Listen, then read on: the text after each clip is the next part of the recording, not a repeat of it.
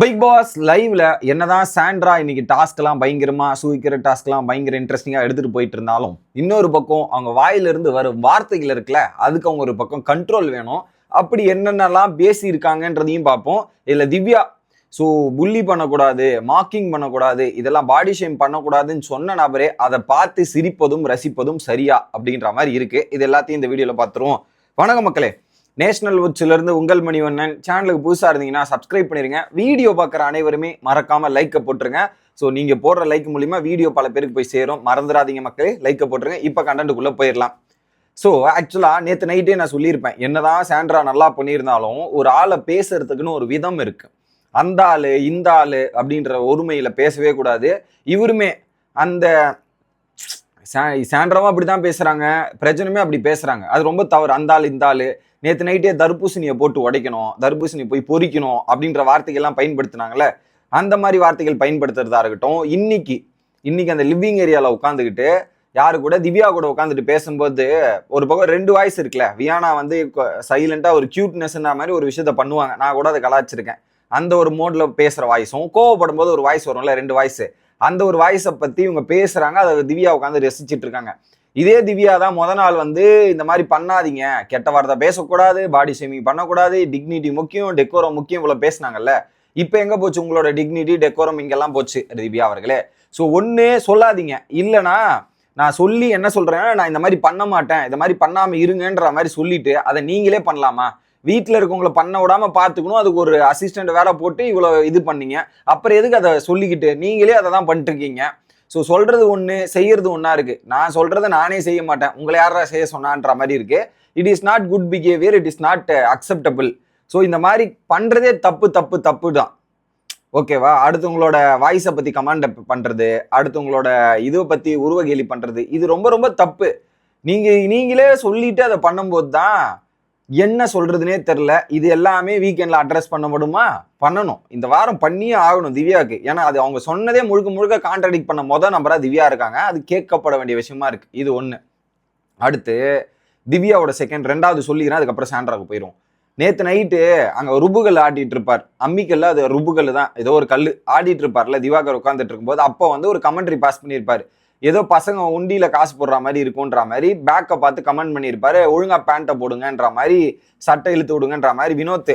So Vinod நம்ம சொல்லியிருக்கோம் பல இடத்துல, இவர் இந்த மாதிரி தேவையில்லாம டெரக்ரேட்டரி கமெண்ட் இந்த மாதிரி பேசுறது எல்லாமே வினோத் தரப்புல இருந்து தப்புன்றதை நம்ம சொல்லியிருக்கோம். என்னதான் அவர் திவாகர் அதை சீரியஸா எடுத்துக்கலனாலும் இந்த மாதிரி ஒரு கமெண்ட்டை பாஸ் பண்ண கூட சேர்ந்து திவ்யாவும் சிரிச்சிட்டு இருக்காங்க. 2-3 பேருமே சிரிக்கிறாங்க, திவ்யாவோட சிரிப்பு மட்டும் ஹைலைட்டா தெரியுது. அப்ப திவ்யா, நீங்க தானே சொன்னீங்க இந்த பாடி ஷேம் பண்ணக்கூடாதுன்னு, இது என்னது இது? இங்க ஒரு விஷயம் நடக்குது, அதை நீங்களே கூட உட்காந்து சிரிச்சிட்டு இருக்கீங்களே, அது எப்படி நியாயமாகும் சொல்லுங்க? அது எப்படி நியாயமாகும்? ஒண்ணு ஸோ அதை கேட்டிருக்கணும் அந்த இடத்துல. ஆனா இப்படி பண்ணாதீங்கன்னா, நான் தான் சொன்னேனே, ஏன் இப்படி பண்றீங்கன்னு கேள்வி கேட்டிருக்கணும். அதை உட்காந்துட்டு கூடவே உட்காந்து சிரிக்கிறது என்னது இது? So very very worst behaviour, it is not acceptable. இதே உங்களை வந்து ஏதாவது ஒரு சொன்னா நீங்க சும்மா இருப்பீங்களா? இதே திவ்யாவை பார்த்து இந்த மாதிரி ஏதாவது ஒரு கமெண்ட் பாஸ் பண்ணி நீங்க சும்மா இருப்பீங்களா? அப்போ மட்டும் கோவம் வரும்ல, கத்தி பேசுவீங்கல்ல. அப்போ இந்த கோவம் மற்றவங்களுக்காக படுங்க. ஒரு கேப்டன் நீங்க தானே, சொன்ன ரூல்ஸை மீறி இருக்காருன்னா அது கேள்வி கேட்கணும். கூட உட்காந்து சிரிச்சிட்டு இருக்கீங்க, அப்புறம் என்ன? Waste, simply waste. அவங்க சொல்றது எதையுமே ஃபாலோ பண்றல, அவங்க சொன்னது எதையுமே திவ்யா இது வரைக்கும் ஃபாலோ பண்ணல அப்படின்றது தான் மெயினான. அவங்களே அவங்களை கான்ட்ராடிக்ட் பண்றாங்கன்றது தான் ஒன்று. இது 2 விஷயமாச்சா. அடுத்து இன்னொரு மேட்டருக்கு வருவோம். என்னன்னா, இன்னைக்கு இதுல பேசிட்டு இருக்காங்க, அந்த ரெசப்ஷன் டேபிள் இருக்குல்லையா, அந்த டேபிள் மேல உட்காந்துக்கிட்டு சாண்ட்ரா, பிரஜனு ஆப்போசிட்ல வந்து பாத்தீங்கன்னா இவர் உட்காந்துட்டு இருக்காரு, பிரவீன்ராஜ். ஆமா, இந்த ஸ்டேஜ் மேல உட்காந்துருன்னா அழகான முகங்கள் தானே உட்காரணும், அழகான முகங்கள், அழகான ஃபேஸஸ் தானே உட்காரணும் போது இந்த முகமான்ற மாதிரி அவர் ரியாக்ஷன் பண்ணிட்டு ஒரு ஃபேஸை பத்தி ஒரு கமெண்ட்டை பாஸ் பண்றது. ஸோ இட் இஸ்லாம் வெரி வெரி தப்புங்க. இது இந்த ஒரு ஃபேஸை பத்தி பேசுறது, பாடியை பத்தி பேசுறது, பார்ட்ஸை பத்தி பேசுறது, இதெல்லாம் ரொம்ப ஒஸ்ட் பிஹேவியர். இதை இவங்க தெரிஞ்சுக்கணும், திருத்திக்காம இவங்க நிறைய வேர்ட்ஸ் விடுறாங்க இதுல. அன்னைக்கு என்னன்னா, ஊசியில நூலுன்ற ஒரு டைலாக்கு. ஓகே, ஒண்ணு. இதுல நேத்து வந்து ஏதோ ஒரு கின்றாவின்ற மாதிரி நேத்து ஒரு ஸ்டேட்மெண்ட்டை விட்டுருப்பார் பிரஜன். நேத்து நைட்டு சண்டையில வந்து அது வியானாவை பார்த்தா நினைக்கிறேன், அந்த மாதிரி ஒரு ஸ்டேட்மெண்ட். இன்னைக்கு என்னன்னா மூஞ்சு கிஞ்சுன்ற மாதிரி இந்த இதை பத்தி பேசுறது. ஸோ எதுவுமே வெளியே இருந்து பார்த்துட்டு தானே போயிருக்கீங்க. இதுல என்னன்னா, வெளியே இருந்து நீங்க இதெல்லாம் பார்த்துட்டு தானே போயிருக்கீங்க. இந்த மாதிரி கமெண்ட்டை பாஸ் பண்ணக்கூடாது, பேசக்கூடாதுன்னு உங்களுக்கு பேசிக் நாலேஜ் வேணாம், பேசிக் சென்ஸ் வேணாம்? வெளில போயிட்டு அவ்வளோ பேசுறீங்களா, கிழிச்சு போடணும், பெனாயில் ஊற்றி கழுவணும், வீட்டையே வாஷ் பண்ணணுன்ட்டு. இப்போ நீங்கள் என்ன போய் பண்ணுறீங்க வீட்டில்? ஸோ நீங்கள் சொன்னீங்கப்பா பெனாயில் ஊற்றி கழுவணும், வாஷ் பண்ணணும், இதெல்லாம் பண்ணணும்னு சொல்கிறீங்களே, இப்போ நீங்கள் என்ன பண்ணுறீங்க இந்த மாதிரி கமெண்ட்டை பாஸ் பண்ணிட்டு? இதெல்லாம் சின்ன குழந்தைங்க பார்க்குற ஷோ, இதெல்லாம் பார்க்குற ஷோன்ற மாதிரி சொல்கிறீங்களே, பாதி பேர் வெளியே போகிறாங்களே, அப்போ நீங்கள் பண்ணுறது? ஸோ இதெல்லாம் வீக்கெண்டில் விஜய் சேதுபதி கேட்கணும். கேட்காம விட்டா இதோட எல்லை மீறல்கள் தொடர்ந்து நடந்து கொண்டே போகிறது. இதுக்கான ஒரு சொல்யூஷன் கிடைக்காது. எப்போ இந்த மார்க்கிங் நார்மலைஸ் பண்ணுறதோ, பாடி ஷேமிங்கை நார்மலைஸ் பண்ணுறதோ, வாய்ஸை நார்மலைஸ் பண்ணுறதோ, இதெல்லாம் ரொம்ப ரொம்ப தவறு. அதெல்லாம் பண்ணவே கூடாது. அதை தட்டி கேட்கணும். இந்த மாதிரி விஷயங்கள்லாம் கமல் சார் அதெல்லாம் பண்ணக்கூடாதுன்னு ஆஷா நடக்கும். நம்ம போன சீசன்லையும் பார்க்குறோம், இந்த சீசன்லையும் பார்க்குறோம். அதை ஏதோ ஒரு ரீதியில் நார்மலைஸ் பண்ணுற மாதிரியே ஃபீல் ஆகுது.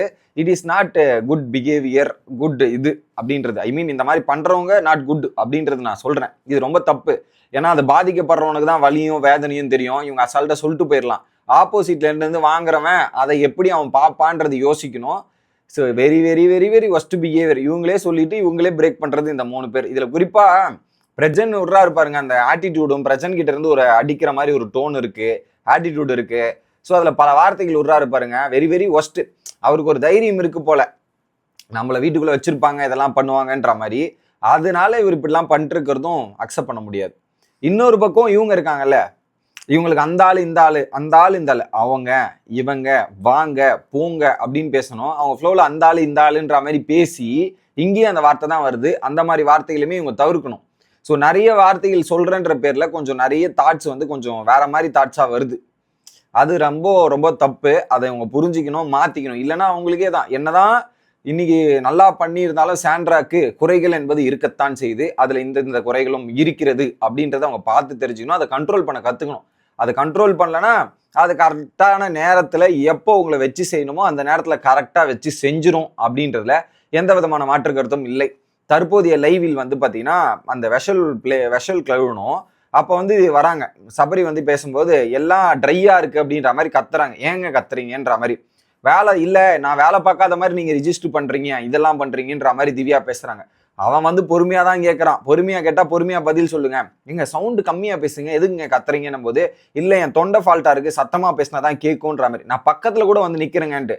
ஸோ இவங்க பேசி சிரிச்சிட்டு இருந்தாங்களே கொஞ்ச நேரத்துக்கு முன்னாடி, சாண்ட்ரா கூட பேசி சிரிச்சும் போது இருந்த வாய்ஸுக்கும் இங்கே நீங்கள் கத்துற வாய்ஸுக்கும் டோட்டல் டிஃபரன்ஸ் இருக்குது. அங்கே பேசுகிற மாதிரி நீ இங்கேயும் பேசியிருக்கலாமே. அதை பேசுறத விட்டு லப லப லப லபன்னு கத்திட்டு இருந்தா என்னது இது? So very very worst. இவங்க வெளியே இருந்து பார்த்துட்டு போய் கத்துறாங்கன்னும் போது அந்த கத்துறதை நான் கண்ட்ரோல் பண்ணணும்னு போயிட்டு இவங்க தான் டபுள் மடங்கா கத்திட்டு இருக்காங்க.